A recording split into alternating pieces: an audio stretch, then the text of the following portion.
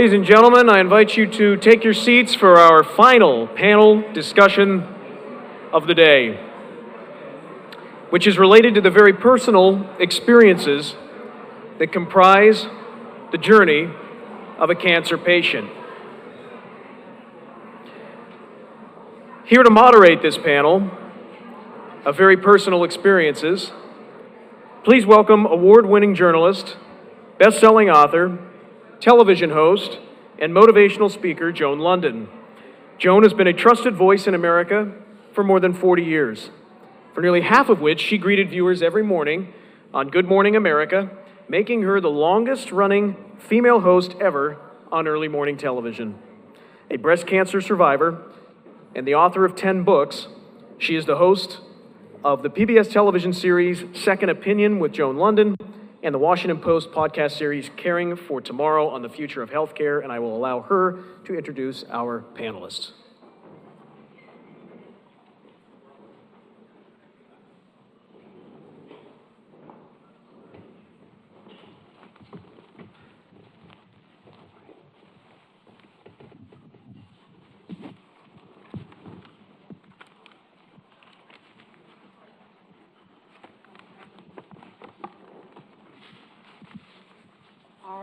So we have a terrific panel here today to talk about the patient journey, the importance of, I'm sorry. Hi, I'm the one that works in television. We put together a great panel here, I think, today to look at the patient journey and the importance of being patient-centric, of looking at patients as they go through cancer treatment in a holistic way. So let me tell you a little bit about who we have with us.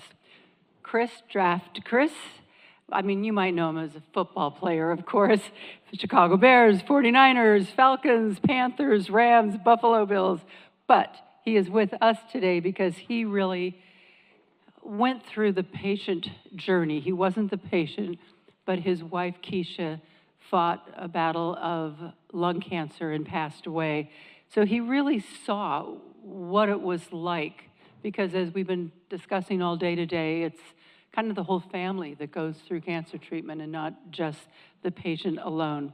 And he has really dedicated himself in an incredible way since then to raise lung cancer awareness and to increase the badly needed research funding, and to try to dispel this myth, if you will, that lung cancer is just a smoker's disease. We also have with us Dr. Edward Nelson. Dr. Nelson is a physician scientist, tenured full professor of medicine in molecular biology and biochemistry. He says he feels fortunate to have medical training that focuses on patients with a holistic approach. Initially at Oregon Health and Science University, the Strong Memorial Hospital designated program at University of Rochester, and at Stanford University. And he has been chief of the Hematology Oncology Division at the University of California, Irvine, once again. Since 2010, he has a history of research on the, we'll see if I say this right, psychoneuroimmune access, or PNI. I could have just gone with PNI. In cancer survivors, and he is himself a cancer survivor of prostate cancer. And we also have with us Dr. Lilibeth Torno. She is the medical director of the Hyundai Cancer Institute at Children's Hospital of Orange County, CHOC, as well as division chief of pediatric oncology at CHOC and at University of California, Irvine. And during her time at CHOC, Dr. Torno has developed international guidelines, has chaired regional consortiums, and remains active in national professional societies in the field of oncology. And her research focus has also been on cancer survivorship and its ramifications, including the transition of care for those who are get a diagnosis as a youngster into adult treatment and survivorship. So thank you all for participating in this channel and for talking with me the other day so we kind of get to know each other a little bit. I want to start with Chris because this is about the patient journey. And And Chris really saw it from the intimate point of view of really doing everything he could to keep his wife Keisha alive and strong and battling. So when you went through that, and I know that when you first got this diagnosis, like a couple days after Christmas, you guys weren't married yet, but when you got married, you made your commitment not just to each other, but to advocacy for cancer. Yes. Which is really something. What's your takeaway? What did you learn going through that journey that you hope will be either different or that will help others getting this diagnosis for the patients and their families as well? Yeah. So yeah, it is a pleasure being here at this conference, and I say my biggest takeaway is really understanding the privilege, and realizing that that's not everybody else's journey. And that privilege actually, because of my wife's connections, was even greater than just my connections within the NFL. And so I say she was diagnosed essentially December of 2010, 37 years old, no history of smoking, in amazing shape. She was challenging me to do P90X and run a 10K race with her. And out of nowhere, had a little shortness of breath. And as I tell her story, which was critical, is she knew herself. She knew her body. She had a great relationship with us, so she was honest about it. And then she had a great relationship with a primary care doc. And again, it's not, I say that, but we know in this room that, do most people have a great relationship with their primary care doc where they can just call them up? They don't. So she was able to do that, went in right away, and then because of that relationship, when she said, I have a little shortness of breath, he said, let's get some antibiotics, but let's get a chest x-ray. So many people with lung cancer, that chest x-ray ends up down the line, 6, 7, a year later, rather than right away. And so comes back, there's a mass in her left lung. The primary care doc took the lead, and 2 days after Christmas, biopsy. Found out it was lung cancer.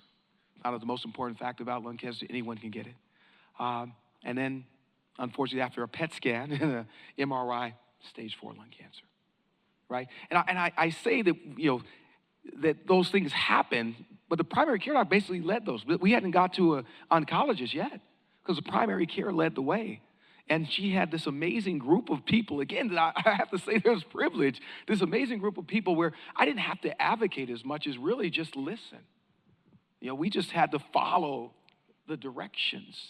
And one of those directions was right away, she was tested for biomarker testing too. So I guess, say, unfortunately, she was negative, and we've talked about targeted therapy and where that is, and so she ended up on standard chemo and passed a year later. But I say that when I'm sharing this story is that there were things that happened to us. If we don't just look at it, that she only passed, that she only lived for a year, but really look at the support that she had from family and friends, but specific people around her, then I say we were blessed, and that we want that same blessing. So when we made a commitment at our wedding, and it says, in fighting for other people, is to fight so that they have guides around them. I want to talk to you more about that advocacy. I see Ed shaking his head yes, because you're so entrenched in this need to have a holistic approach. And what that means really is what we just heard. It's knowing the patient's story, listening. I mean, really listening. He's talking about, they listen, but it's the doctors who are listening as well. Yes, and I think we all recognize that a diagnosis of cancer comes with a huge emotional overlay. Yeah. And that affects not just our patients, but it affects their entire support network.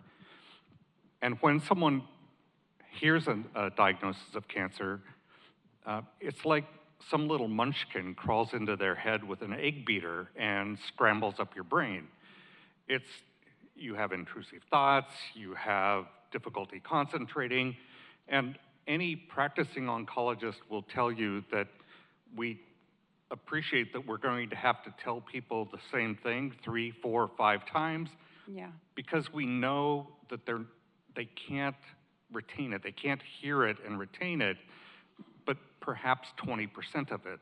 And so, to your point, having someone there with you, and having the physicians appreciate exactly what is involved with the journey, right? And how it affects not just the patient, but how it affects that support network around them. And that's really critical. It's critical for being compassionate and getting a patient, the patient trust.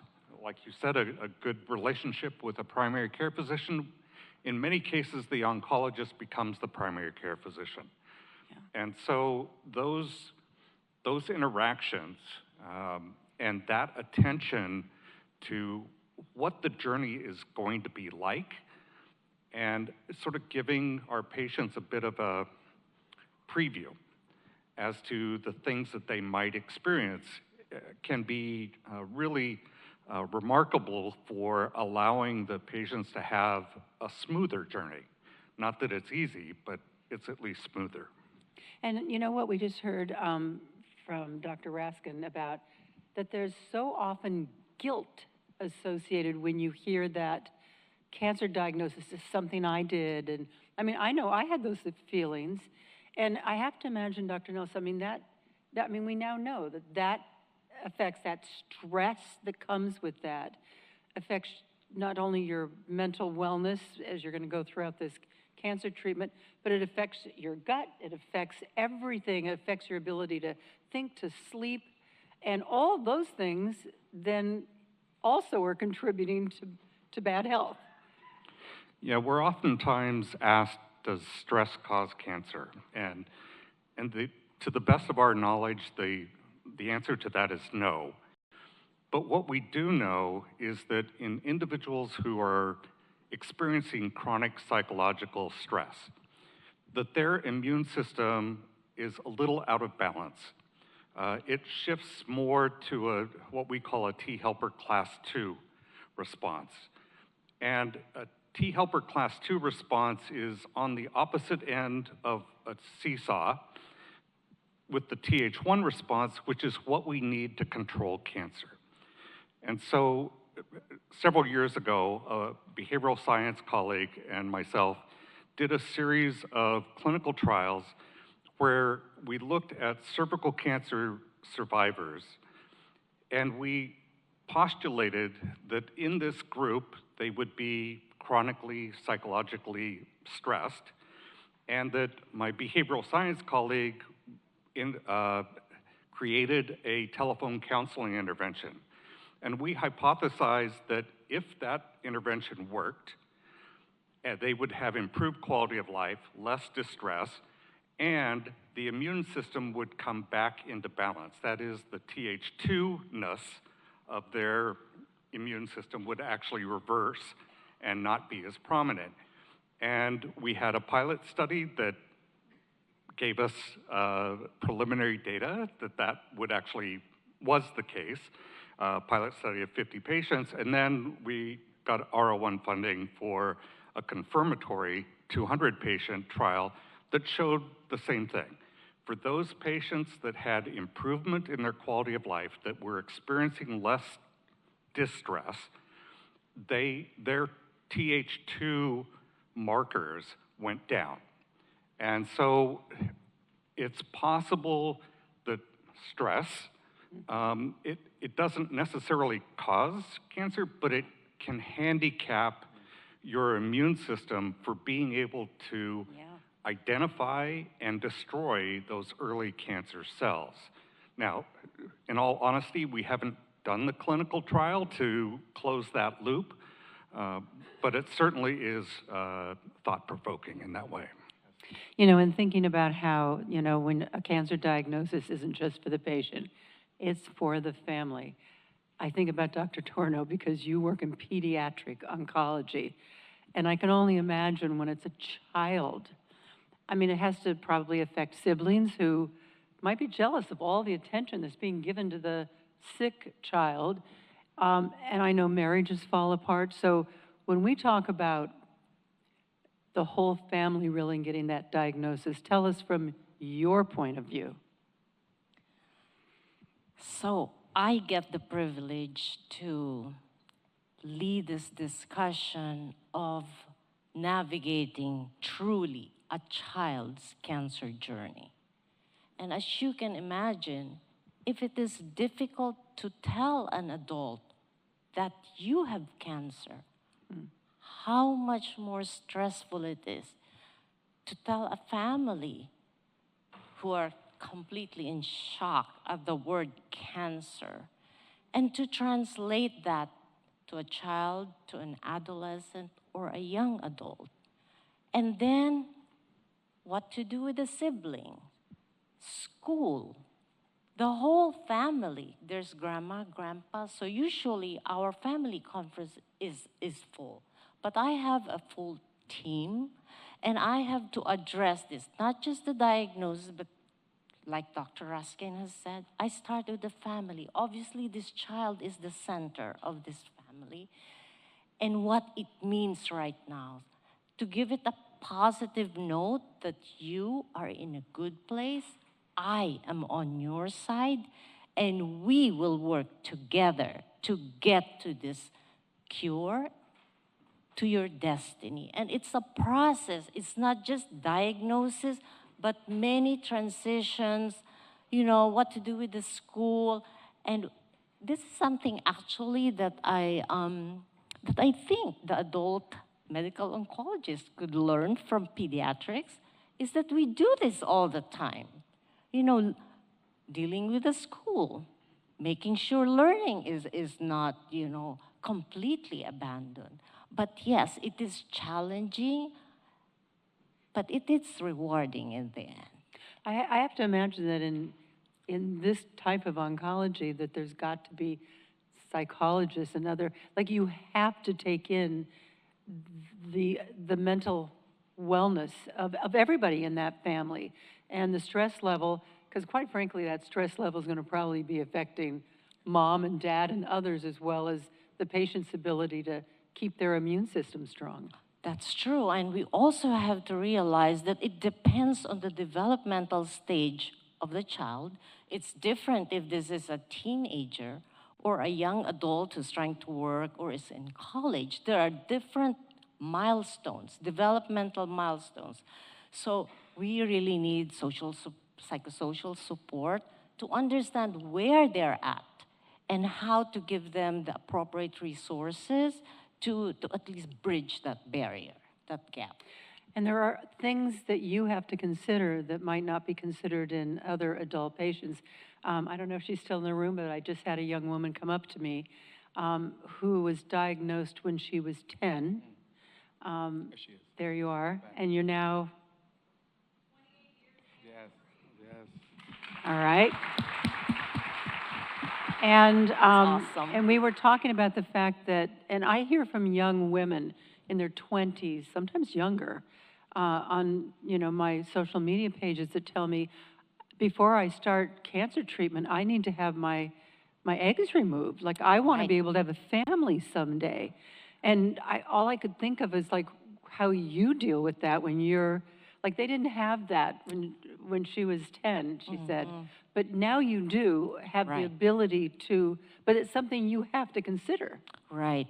So that's part of the diagnosis and the conference and the treatment, but we do make it a point to address fertility. So we have programs actually for pre-pubertal girls and boys to preserve ovaries and yes, and also egg harvesting. So we collaborate. It's not perfect by any means, and of course funding is always an issue. We have insurance barriers and everything. But we make it a point to offer and discuss this before we start treatment. So we're going to talk a lot about survivorship, but I want to ask you, Lilibeth, because to get to survivorship with a child who's diagnosed with cancer, you then have to get that child, whether they've cured or whether they're still fighting it, to transition from pediatric care to adult care. And I have to imagine that takes an incredible collaboration of physicians. Exactly. So there are many transitions that happen in pediatrics. First, after 6 months of therapy, I have to transition you to your pediatrician. You gotta get your immunizations done. We have to have our well check, while I am still in a very close collaboration with the pediatrician. After that, they need to transition to adult care. And so these are many steps, developmental milestones, goal navigation that have to be achieved to get you ready to the point of transition to an adult provider, which of course is fraught with many other barriers. Can't find a PCP. PCP is too busy. I'm in this healthcare. I don't agree with this person, you know, so many barriers. I'm too busy, or I'm in school, I'm in college. But I have to get them to an adult care provider, and sometimes if they're really high risk for complications and late effects, to another comprehensive cancer center. So there are many things that I have to navigate, but in a system that is limited. But we work with the community to get it done. So I want to talk about survivorship, because when you think about cancer, everybody thinks about what kind of treatment did you have, what was the cocktail, but then there's the day you leave treatment. And I will tell you that my oncology nurses, to me, the unsung heroes, the oncology nurses, they are there to make you feel strong when you are not feeling so strong. And they warned me that the last day of treatment, you know, when everybody thinks, oh, you're gonna bring balloons and you're gonna make a big party, that it can be kind of an emotional roller coaster, because you're stepping out of this situation where people are checking your levels every week and they're like watching over you, and then you just like, okay, it's done, and you're supposed to walk out. I went into, and I remember I was on a TV show a couple weeks before, and they had asked the audience to, what questions would they have for Joan? And one of the questions was, now that you are ending your treatment, how apprehensive are you about, you know, recurrence? And I wanted to say, well, I hadn't even thought about it until you brought it up, but now that's all I can think about. So on my last day, I walked into my oncologist, and I said to him, with all joking aside, everybody on social media is saying, you know, how are you dealing with the fear of recurrence? And in all honesty, how are we supposed to just walk out of here and assume like, okay, we're done, we got it, we're good, it's not coming back? And he said to me, as he held my hands with my tears streaming down my face, just remember the wonderful words of the great philosopher Wile E. Coyote. And I said, and what are those words? He said, well, remember he used to, that cartoon character would like go off the cliff at like 100 miles an hour? He was never in trouble until he looked down. And you just know that you were walking out of here, you took the best treatment available, and you keep your head up and you expect it to be okay. And you know, that kind of expectation, it may sound contrite, but it's, and I know, you know, I have said this on Facebook, and people say, you know, a positive attitude never cured cancer.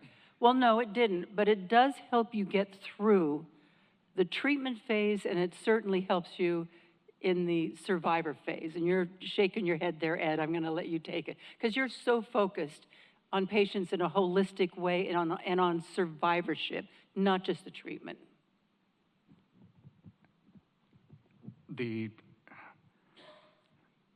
If we're being honest, the journey, the survivorship journey starts the very minute that you're diagnosed. Yeah. And so you're absolutely right. When you're in the midst of the treatment, you're getting a lot of attention, and then your oncologist says, you're done, come back and see me in 3 months. And you're like, what? What? Yep. Right? And many of us have the bell to ring when you're done. And yes, that feels good. It sort of puts an exclamation point to the end. But it is it is something that, again, we should be telling our patients what to expect, right? That there's going, in all likelihood, there's going to be a letdown. There's going to be uncertainty. And, if you have questions, call us, send us a my chart, right? If we need to bring you back in, we'll bring you back in, right? Because it is hard to sort of go from 100 miles to 20 miles an hour, right? It feels that way. And going back to sort of the theme of all of this, communication is really, really important. And being proactive with our patients is the best way to get them through this journey in a smooth way. And Chris, I know when we talked before, you said that in lung cancer in particular, it's always been about prevention, prevention, prevention, and you'd like to see a transition to survivorship, which has happened in a lot of other cancers, but you feel that it hasn't really happened as it should in lung cancer. Well, it's happening in that there are survivors, but in terms of the mindset of what the goal is Yeah. that at times people say there's a stigma with lung cancer that really is just associated with the historical goal, which was really just prevention, getting people to stop smoking, air quality, occupational hazards. It was focused on that, where we still had people that were getting diagnosed early and getting surgery, and we didn't celebrate that. And so, I think the big thing for lung cancer has been recognizing that prevention is good, and that's good across the board.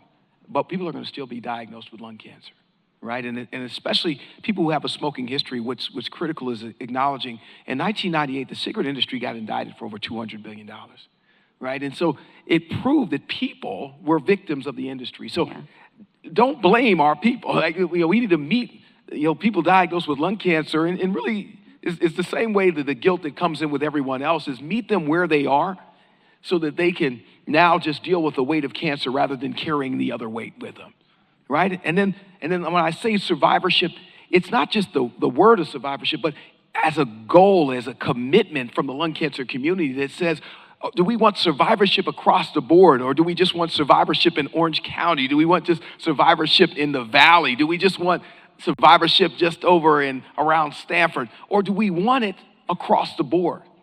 Because then we'll create a plan that understands rural communities. Angie Caton back here is from Northeast Georgia, and a huge part of our community is a rural community that will understand distances. Diane Miller is a survivor over here that was treated at City of Hope Duarte, and now there's the City of Hope Orange County. Now, for people not from California, you don't realize that, oh my goodness, that is a long drive.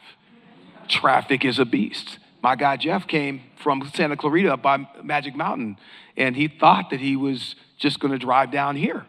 And next thing you know, it took 3 hours because it's Southern California. So I say survivorship as, again, do we see the person that is diagnosed, and are we going to rally around them and make sure that we're not just treating the cancer, but really what's our goal for them? And then the other side is, do we care about intentionally, do we care about all of our people, not just people in certain areas? But I imagine that there was so much attention, and rightfully so, against the cigarette companies and against getting people to stop smoking. And that was all fantastic, and we needed to do that, and it's cut the rates of lung cancer. But in a weird way, it almost made in people's mind that if you weren't a smoker, then you didn't have to worry about it. And you've said that you and Keisha were shocked when you heard, because she didn't smoke and she was athletic, and you were shocked. Absolutely. I mean, that was not the message. That's why when somebody says, well, there's a stigma, I say, well, how about we just say that how we educated people was that if you didn't smoke, then you weren't going to get lung cancer. We didn't say that. So now we have to say clearly, anyone can get lung cancer. Yeah. And, unfortunately for me, I know that too personally. And so one of the things I'll tell folks is allow my wife to be the example so it doesn't have to happen to you, for you to believe it. I'm not wishing it on anybody, but just to know that it can happen, right? So as long as we say it and are honest about that, then we can change it. And literally, it's just we just didn't. So instead of making it a big deal of, oh, it's a stigma or this, no, we just didn't tell them. So hey, So let's now go tell to the 'em. mountaintops. Let's go on the shows and let people know that anyone can get it. And you've certainly been doing that, but you've also really been out there, working hard to try to get funding. Yes, Funding for more research for lung cancer. absolutely. And so it's the same thing in terms of why we have to say that anyone can get it, is that because the message was just prevention, that meant that research didn't matter. Yeah. All right, and that's why I'm going to say, what does survivorship look like? It looks like prevention, early detection, treatment, research, and survivorship. So we have to claim survivorship, claim it, and celebrate it, so then we can be, excited about research. And then as we look over these last 10 years, that we're not just saying that research matters, but we acknowledge that research works. That we are now building we're not standing still and trying to have innovation, but there's been innovation. And so is that something that we tell? We have to go around. So yes, I am a champion for research, but at the same time, it's a challenge to all our NCI designated cancer centers that are a part of the National Cancer Act for them to stand up and let people know it, right? How do we know that research works? How do we know that research matters? It's not just because I'm saying it, but MD Anderson's saying it, UCI is saying it, City of Hope is saying it, Hogue is saying it. We're all saying it. Absolutely, and he does. Dr. Nelson, you are a doctor that looks at patients in a holistic way. That's a challenge for a lot of physicians and, cancer providers around the country who, are not in metropolitan areas or who have a limited time and who have at the forefront of their mind, what treatment do I need to find for this patient? And in that quest that's so overwhelming, I think it's probably not as pressing to them to extract the patient's story and their feelings. And that's really what you're talking about, because that is involved in the ability for them to meet the challenges of cancer treatment. Yeah, so in all four panels before us, we've addressed things that AI, how can that help us to free up clinicians to do better? And how would that potentially give clinicians more time to pay attention to the patient? The microbiome, right? How do you get patients to be able to have access to a microbiome assessment? How do you get patients access to next-gen sequencing and all of that molecular phenotype that has allowed us to have all of these phenomenal new therapeutics?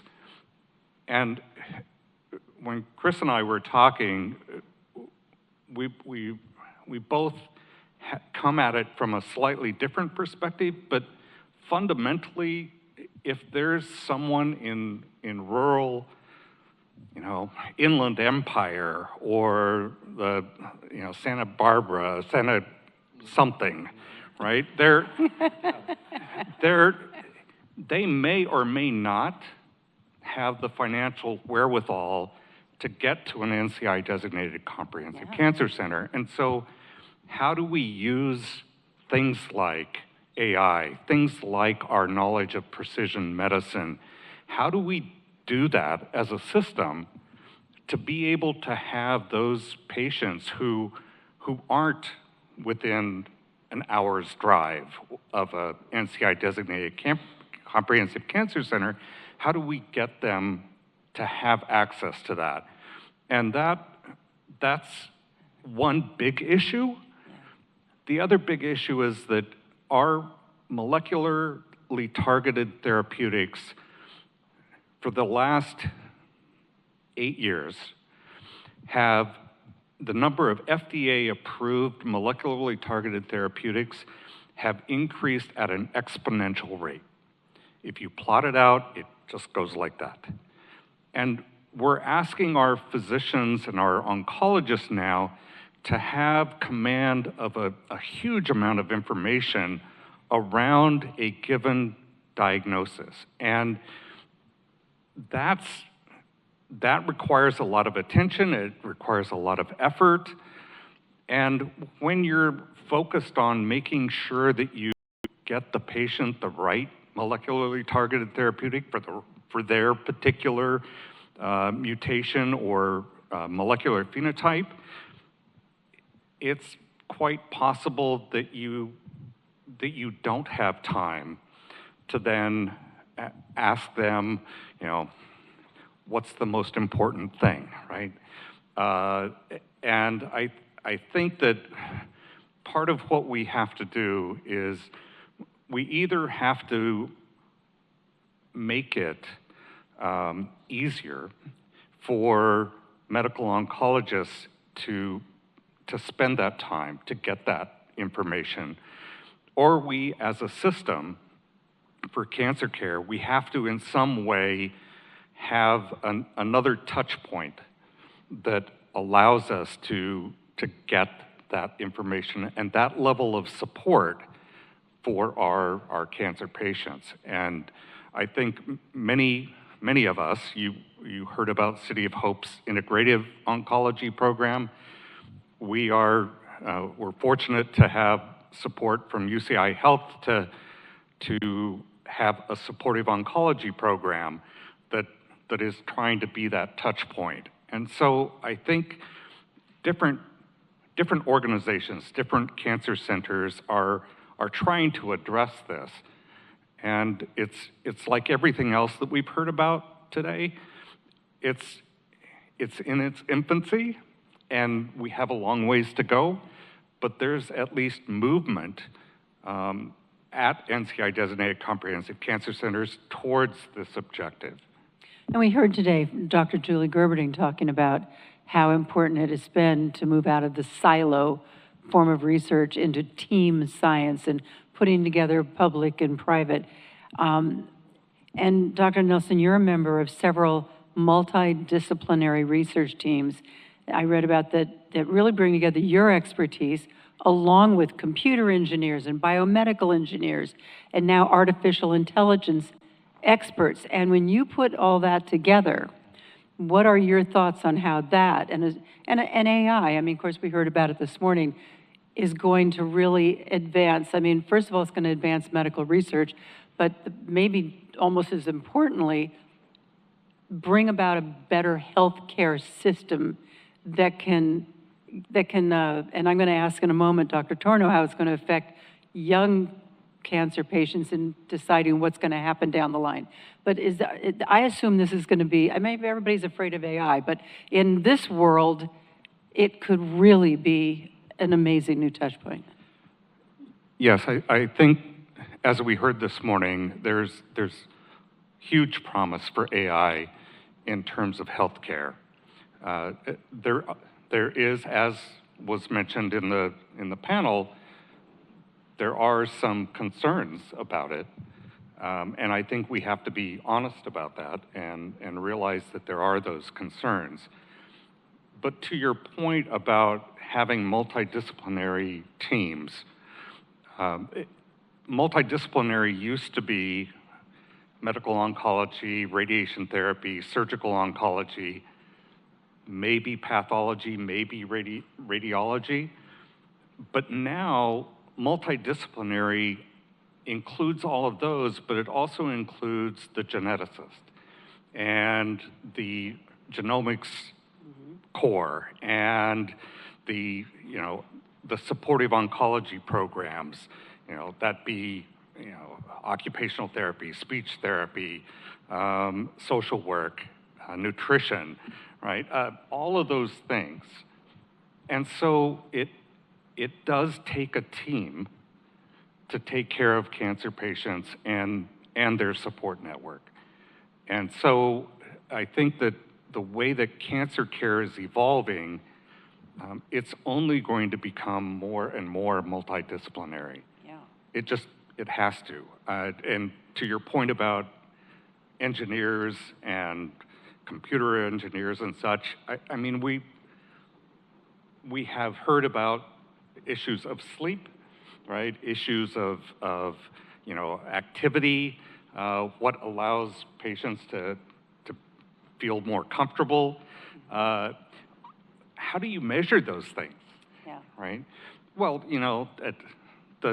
our engineers love it when our clinicians come to them and say, we've got this issue, and we'd like you to design a wearable that will allow us to measure this, right? And then they go with their graduate students and, 8 months, maybe a year later, they come back with a wearable, right, that they've designed that actually does what you've asked it to do. And that can be, if you're involved in one of those multidisciplinary sort of research programs like that, I have to tell you, it is such a kick in the pants. Engineers talk in an entirely different language from medical folks. And so for the first 3 to 6 months, you're just trying to find a common language. But then you're coming at a problem from very different perspectives. And it is so stimulating, and it helps you to be thinking in different ways. And so it's, Chris, it might be like having a new defensive coordinator, right? That comes in and says, we need to do this differently, right? And that can sometimes really catalyze things. And I think, this is such a great time in medical oncology. I have too much gray hair and too little of it. My time in this field is time limited, but the new physicians that we are training they're going to look back at what we did 10, 15 years ago and wonder what we were thinking. Yeah. Right? There's so much promise out there. Yeah, I wonder when we're going to get to that point of we can give chemo the minimum dose effective as opposed to the maximum dose tolerated. Because it seems to me we'll look back, years from now and say, wait a minute, we used to douse people with enough chemo that it almost killed them, but it didn't, but it killed the cancer. It's kind of like we now look back on, they used to put leeches on people. I was talking with Cliff Hoodes today, and he said, with all the onca and biomarkers, we're already cutting back on the amount of chemo that we are giving. Like in HER2, they've got treatments. He said, we're going to get to the point where we're not going to be giving any chemo. And when I hear this conversation, I just keep thinking about you, Dr. Torno, because like when you think about AI, I think about these young children diagnosed and how that might really tremendously help you in your treatment to be able to understand where they're going to be down the line so that you can better formulate your treatment. Right, so there's definitely a lot of promise, but let me backtrack by just saying, to Chris's point, when it comes to pediatric cancer research funding, if we're struggling with adults and medical oncology, pediatric cancer funding is minuscule. And so we borrow a lot of this molecular precision medicine, all our AI algorithms actually from adults. We copy their sarcoma biomarkers. What do they do with lung mets and stuff like that? But nothing that is really pediatric focused. So to your point, Joan, I think it's going to take pediatrics a little bit longer. And really, the point of collaboration. with a university, right? Or with a comprehensive cancer center and incorporate the pediatric population, I think will make it work faster, right? So one of the things, for example, I have a 17-year-old with gastric cancer. So it doesn't usually happen in kids, but then this person will not qualify in an adult clinical trial because she's 17. And so we're in this kind of limbo, and so we say, okay, what would you recommend, you know?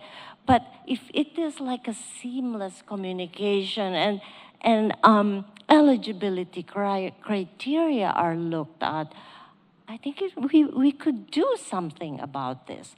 But also, to the point of, you know, what do we do with, say, a young adult? They like social media, right? So in that phase of development of a person, you cannot just tell them, okay, the algorithm says you got to get your mammogram at 25. Why? Because I gave you radiation, you know, to your chest, and, you know, 8 years later, you're supposed to. No, we have to think of it in a different way and leverage that. So that involves a lot of specialists to think that, right? And so that's where Dr. Nelson's point is like, I'm trying to explain this to someone who designs this, and it comes up to be like we're not talking about the same thing. It does take a while, you know? So it's not simple, but early detection, you know, what to do with cancer prevention, we have to be included in that. You know, so you say, okay, do you have BRCA? No, but you had radiation to your chest. You should qualify in this high-risk screening, but you never even have one. So when they're calling, okay, so the strategy is if you're high risk and you have this, you get a call maybe from, you know, whoever. They never got into the first step. So these are the things that we need to think about, but collaboration, I believe, is very important. In addition to needing more research that's pediatric specific, do we need more young people going into pediatric oncology? Absolutely. You know, there is a shortage. So when we interview applicants, not many young people, first of all, they don't want to go into pediatrics for some reason. You know, they like into the fast things that earn you, you know, not like pediatrics. But oncology is very tough. And, you know, so we are struggling, you know. Thankfully, we were able to match, but it's not a, you know, complete match for the upcoming. But there is a shortage of these physicians that are. I also thought about you when we were hearing from Dr. Lee talking about eating the right foods, and I thought, how in the world are you going to be trying to get, you know, 4, 5, 6, 7, 8-year-olds like not to eat the Cheetos and the Exactly. and the Doritos? I mean, that's got to be especially hard, even to tell those parents that they need to try to get that child not to eat the processed food. Right, and it's also cultural. I was talking to Dr. Lee, you know, so here in Southern California, we have a group of large Hispanic population, but we also have Asian. And so when we did one of our sessions, and it's kind of like Mediterranean, and doesn't really fit the, you know, culturally.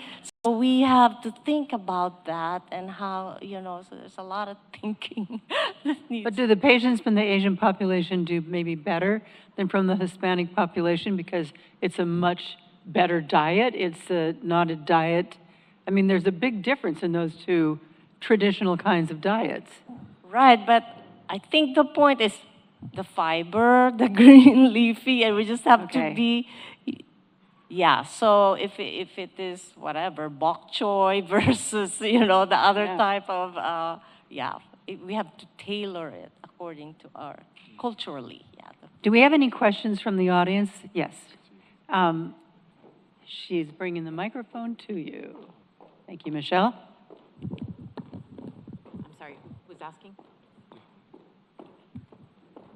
Hi, thank you so much. Excellent panel. I was wondering if you can talk about the second most important person in the room probably would be the care partner. of the patient, and how can health systems engage the care partner to help us take care of our patients better? Who would like to take that? Ed, you want to speak to that? You probably encounter them all day long, every day. Yeah, I think, honestly, it starts at the very start. When our patients first see us, it's important to, one, identify what their support network is, and that typically includes spouse, sibling, parent, right? It's usually someone quite close. And it's important to know that, and it's also important to engage that individual in the early discussions, right? In the discussions about, okay, here are the therapeutic options, here are the side effect profiles, here's what we would expect, and talk to me about what appeals to you and what doesn't, and let's make this decision together. And the support person or persons invariably have a role to play in making sure that that communication is effective, and that the patient understands exactly what is happening. And then it's also important that we pay attention to that support person or persons, because as I mentioned, the diagnosis of cancer essentially turns an entire life upside down. And our patients feel totally out of control. There's just, we totally take control away from them. And so in an attempt to maintain some sense of stability, they want to control all the things that they can control. And so patients then will, family will come and say, can I get you a glass of water or a glass of juice? No, I can get it myself, right? You look cold, can I get you a blanket? No, I can get it myself, right? Because those little things help them to feel a level of control of their environment and of their life. If we just pay attention to the patient, we now have a support network that feels totally impotent and marginalized, right? And that's not helpful, right?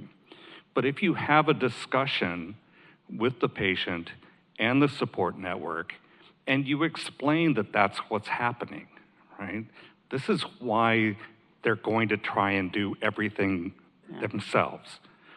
And yes, it's going to be like your son or daughter who's playing sports, and you have to sit up in the bleachers and just cheer, right? Your heart's gonna pound, you're gonna be very empathetic, but you can't get down there and swing the bat or kick the soccer ball. So my advice to my patients is, if you have a hankering for Ben & Jerry's Chunky Monkey ice cream, well, then turn to your spouse, turn to your support network and say, I've got this hankering for Chunky Monkey. Would you mind going down and getting me some, right? And allow them to do things, because it takes away that feeling of being totally impotent and not engaged, because now they are engaged. And that's what I mean about paying attention to the support network and making sure that you communicate in a proactive way, and let our patients and their support network know what's coming, right? Yeah. They have no idea. And we as practicing cancer specialists we've sort of seen this movie a few times, and so we do know, and it's appropriate that we help them by communicating that to them. That's a really important conversation to have, yeah. We have time, I think, for one more question. Yep, And I one will more tell you while you're walking over there, I was one of those people. To me, accepting care was one of the most difficult parts of my cancer treatment. And I said to my family, you don't need to go with me. I'm going to sit there and get, an infusion. And they refused, and they went with me, and I'm so happy that they did. But I speak in front of breast cancer luncheons maybe a couple dozen times a year, every year. And I always say in those beginning appointments, whatever you do, take someone along with you, because the doctor's mouth is going to be moving and you're going to hear wah, wah. And you need someone there, not your most hysterical friend, someone with a good, head on their shoulder that's going to listen, take notes, and ask questions. You, sir, have a question? Or you, ma'am? Oh, right there. Yes. So anyway, I love this conversation. Things that you've touched on, having people there, it's so, having been on several of in personal life things, having an advocate for the patient is absolutely critical. My question is, there are patients who are alone. Yeah. What can be done? What at an institutional level can be done? And one other side of this is for all these people who are treating, people who are treating, the nurses, everything, there's such high burnout. Yeah. What can be done to help them as well, to support them? So there's two sides to that question. Go ahead. Can I speak to that? The first one, I think when we talk about advocacy and, for I'll say a survivor, not a patient, there are times where they challenge that survivor to ask for things that they shouldn't have to, right? So I say it's important to know if they're by themselves and be honest about that, to make sure that you might have to slow down a little bit, right? That somebody's not taking notes that's right by them, because they're going to have to take care of themselves. Again, it's a person that is diagnosed with cancer. But the other side of it, I'll say specifically in lung cancer, that too often there's a national narrative that says that they should ask for biomarker testing, right? And to say that they should go in and tell an oncologist about biomarker testing is a crazy plan. It's ridiculous. Right? It's ridiculous, because you're basically saying that they need to, or basically that they stayed at the Holiday Inn Express the night before, and so now they're smart enough to tell the doc what they need, right? And that's crazy. So I would say there's one thing to having to advocate by themselves. So ideally the system recognizes that unfortunately there are some people that their spouse just can't get off, or, in some terrible cases, that their spouse left, diagnosis, and they said deuces and they're out, right? That a family member says, man, this is so hard on me, and you're going through the cancer, but the family member is like, this is so hard on me, so you can't take them. So that they really are there by themselves. So I would say that recognizing that they're there and making sure they get the support that they need as an individual, they're there, but then also just from a kind of a national and supportive community, making sure the things that we know need to get done. So even if they're not by themselves, they don't have to fight for something that we already proved works. Right? I see Michelle over here saying, and I know what that means. So I want to thank all of you, Dr. Torno, Dr. Nelson, and Chris.